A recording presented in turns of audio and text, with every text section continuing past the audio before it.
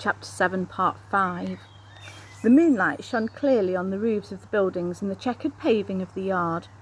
And clearly in the moonlight, like two figures on a stage, two animal forms crouched facing each other.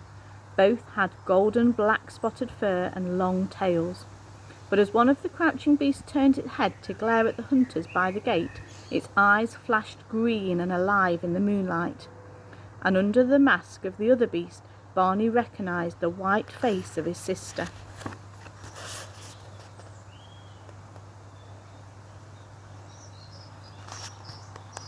How long had they all stood like that?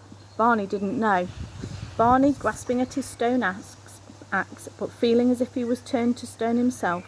Lou crouched there, desperately willing her whole body to turn into a real live wild beast to meet this awful peril, and the real live leopard itself, because it couldn't be anything else, frightened by the hullabaloo, mystified by the strange half-beast, half-human that faced it, cornered and angry. It was like a nightmare game, when nobody knew what the next move should be. And then Barney heard the Indian behind him give another hoarse whisper, "2 cavemen!" For out of the shadows at the far end of the yard appeared a figure that might have been his own reflection in a mirror. Shaggy hair, rabbit skins and bare limbs. But this one carried a long spear with a glinting blade, and it was levelled at the real leopard.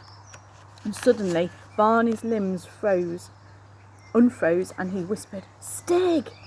The leopard shifted its gaze. It shot a glance at Barney. It looked back at the unmoving Lou. It turned to the advancing Stig and gave a low growl. Its tail twitched and it began tucking its feet under as a cat does when it's about to charge and spring. Stig crouched too, still pointing his spear, and Barney saw that in the shadows beyond Stig was the open door of an empty stable. The leopard had decided which was its most dangerous enemy, and now it kept its eyes on Stig. Barney crept forward behind it. He was almost within axe reach of its twitching tail. The leopard stopped shifting its feet. Its tail lay still for an instant. Its muscles were tense. It sprang, but as it sprang, Barney brought its axe down on the tip of its tail. Lou burst into life with a sudden roar. Stig threw himself sideways, and the startled and confused leopard jumped twice as high and twice as far as it had meant to, and vanished into the dark doorway of the stable.